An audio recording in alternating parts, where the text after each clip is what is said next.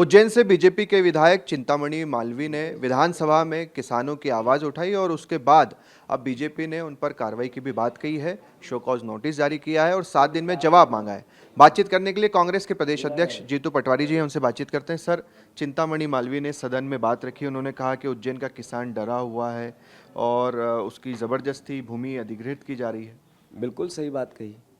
एक जनप्रतिनिधि का दायित्व है कि वो संबंधित उपेक्षित प्रभावित वर्ग की बात करें। आखिर भारतीय जनता पार्टी जेपी नड्डा जी ने सीधा नोटिस देना मैसेज है कि बीजेपी को ये रास नहीं आता है।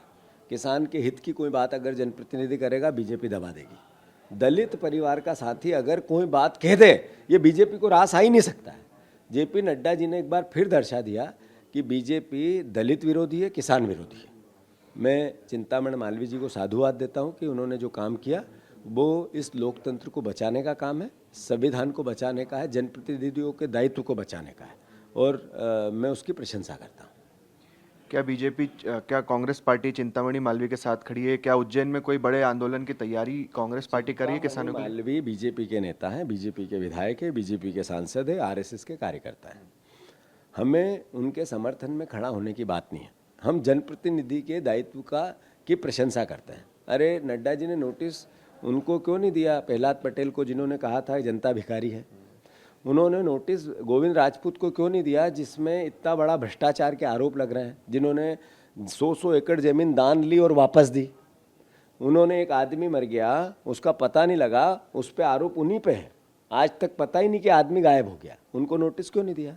क्यों नहीं दिया? नर्सिंग पिछले 7 साल से नर्सिंग के जो परिवार के लोग हैं, एक भी ग्रेजुएट नहीं हुआ 7 साल से।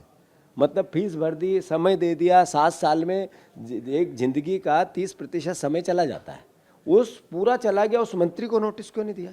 चिंतामणि मालवी को आनंद फानंद 2 दिन में नोटिस दिया, इसलिए कि उसने किसानों की बात की और किसानों की बात दलित होते हुए की। ये रास नहीं आता है। दूसरा जो सौरभ शर्मा वाला मामला चल रहा है, अब लोकायुक्त के भी डीजी को एक तरह से हटा दिया गया है, जो जांच पड़ताल इतने समय से कर रहे हैं। और एक बात जो सदन में आई, खुद परिवहन मंत्री ने कह दिया कि कोई डायरी है ही नहीं। बात यह है कि जयदीप प्रसाद का तबादला फिर एक बार जनता को ये चिल्ला चिल्ला के कह रहा है कि सौरभ शर्मा कांड में बीजेपी है पूरी पीछे। ये 20,000 करोड़ का घोटाला है। मंत्री का ये कहना कि कोई डायरी नहीं मिली, मतलब वो जांच में संलिग्न है। उनको कैसे पता चला डायरी नहीं है? क्या लोकायुक्त ने कहा कि डायरी नहीं है? मैं बार बार इस बात को कहता आया हूं कि बीजेपी के कई नेताओं के डायरी में नाम है। भारतीय जनता पार्टी की तीनों एजेंसियां लगी, नरेंद्र मोदी का नया भारत, आईटी भी आई, इनकम टैक्स भी आया, ईडी भी आई। ईडी के जिन लोगों ने छापे डाले उनके ट्रांसफर हो गए। मतलब भारतीय जनता पार्टी की लूट का सीधा मैसेज है।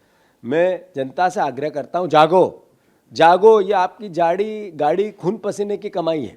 हम विपक्ष का दायित्व निभा रहे हैं, जनता अपना दायित्व निभाए। सर, टोल को लेकर काफ़ी लोगों के पास समस्या आ रही है कि आप मान लीजिए इसी शहर में है, मगर राजस्थान में, कहीं पंजाब में या कहीं प्रदेश के अन्य इलाकों में आपका टोल पैसा कट जा रहा है। ये कई लोगों की समस्या आ रही है, इसे कैसे देख रहे हैं?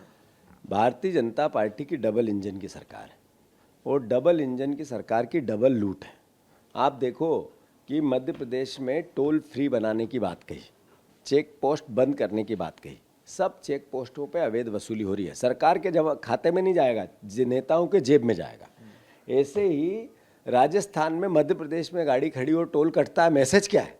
मैसेज ये है कि इनका झूठ, इनका पाखंड, इनकी लूट, अलग अलग तरीके से जनता को लूटने का जो नया भारत है नरेंद्र मोदी का, उसका एक स्वरूप है। एक आंकड़ा भी आया है कि 5 साल में देश की जो टॉप 10 टोल है, वहाँ से 14,000 करोड़ रुपए की कमाई हुई है सरकार। तो सरकार की नहीं हुई, ठेकेदार की हुई।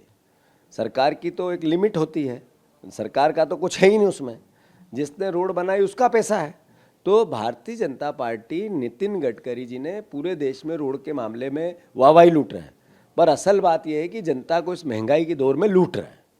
वो वाहवाही नहीं लूट रहे हैं, जनता को लूट रहे हैं। और ये टोल फ्री देश होना चाहिए। अगर आप देश को दुनिया में नंबर 1 लाना चाहते हैं, अमेरिका से और चाइना से कॉम्पीट करना चाहते हैं और जगह जगह जनता को टोल की लूट करना चाहते हैं, दोनों अलग अलग चेहरे हैं।